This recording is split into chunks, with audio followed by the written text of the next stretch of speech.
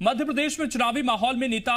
के बोल बिगड़ रहे हैं। इमरती देवी पर कमलनाथ के विवादित बयान से सूबे का सियासी पारा अभी ठंडा भी नहीं हुआ था कि प्रदेश के खाद्य एवं नागरिक आपूर्ति मंत्री बिसाहुलाल सिंह ने विवादित बयान देकर एक और बवाल खड़ा कर दिया है। बिसाहुलाल ने अनूपपुर विधानसभा सीट से कांग्रेस प्रत्याशी विश्वनाथ सिंह कुंजाम की पत्नी पर अमर्यादित टिप्पणी कर दी। दरअसल विश्वनाथ सिंह की पहली पत्नी का निधन हो चुका है। उन्होंने ऐसे में दूसरी पत्नी का शपथ पत्र में जिक्र किया। बिसाहुलाल ने बेहद शर्मनाक बयान देकर अब नया विवाद खड़ा कर दिया है।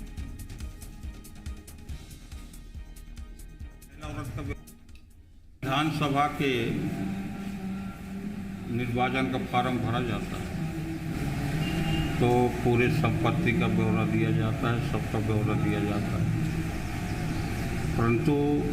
विश्वनाथ सिंह ने अपने पहली औरत जो वर्तमान में उसका ब्यौरा नहीं दिया है कि मेरा एक औरत और है जिसका शादीशुदा है, रखैल औरत का ब्यौरा दिया है। विधानसभा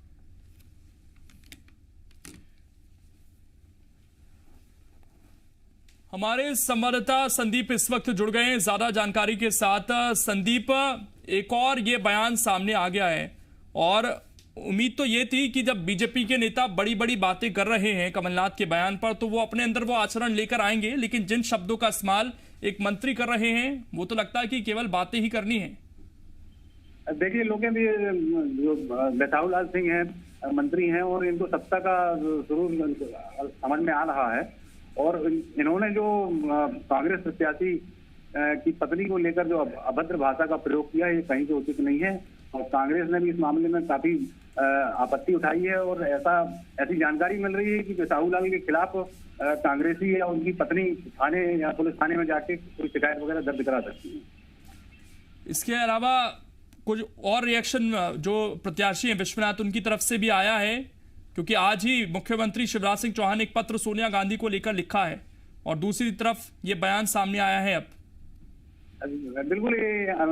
बिसाहुलाल सिंह का ये कोई पहला मामला नहीं है और ये अक्सर इनके विवादित बोल सामने आते रहते हैं और ये चुनाव के टाइम में जब ये इनका जो विवादित बयान आया है कांग्रेस प्रत्याशी की पत्नी को लेकर अमर्यादित जो भाषा का उन्होंने प्रयोग किया है, ये चुनावी मुद्दा जरूर बन सकता है। शुक्रिया संदीप मिश्रा, जी मीडिया संवाददाता जुड़े हुए थे, जानकारी दे रहे थे और गंभीर सवाल उठेंगे कि एक मंत्री होकर इस तरह की बयानबाजी वो कर रहे हैं। भोपाल से संदीप भमरकर भी इस वक्त हमारे साथ जुड़ गए हैं। संदीप, आज पूरे प्रदेश में मौन व्रत धारण कर रहे थे बीजेपी के नेता, लेकिन जो उनके मंत्री हैं उन तक ये बात नहीं पहुंची क्या?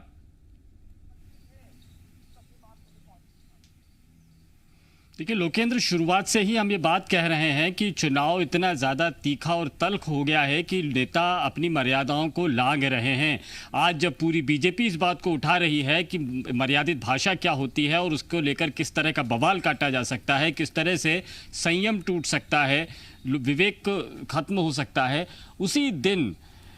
अगर कोई बीजेपी का प्रत्याशी इस तरह की बात कर रहा हो जो मंत्री हो राज्य सरकार में, तो अनुमान लगा लीजिए कि ये क्या हो रहा है। सियासत का ऐसा चेहरा कि जिस दिन हिदायत दी जा रही है जिस दल के द्वारा कि आप अपनी ज़बान पर कंट्रोल कीजिए, अपनी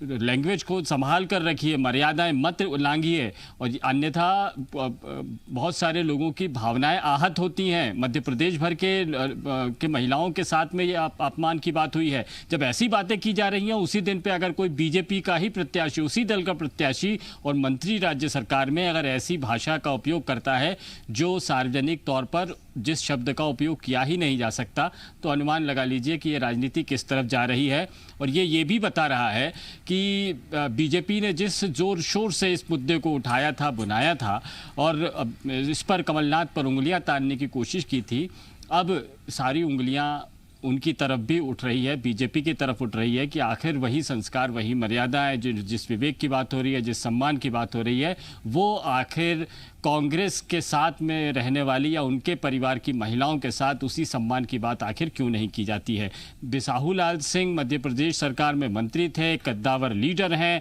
और बहुत सीनियर लीडर कहे जाते हैं। कम से कम उनसे उम्मीद नहीं की जाती थी। हालांकि हमने ये भी देखा है कि इसमें उम्र का दायरा भी तोड़ तोड़ने लगे हैं नेता। जितनी गंभीरता की उम्मीद इन सीनियर लीडर्स से की जानी चाहिए वो नहीं दिखाई दे रही है, और ऐसा लग रहा है कि कोई सड़क पर घूमने वाले नौसिखिए लोग, युवा इस तरह की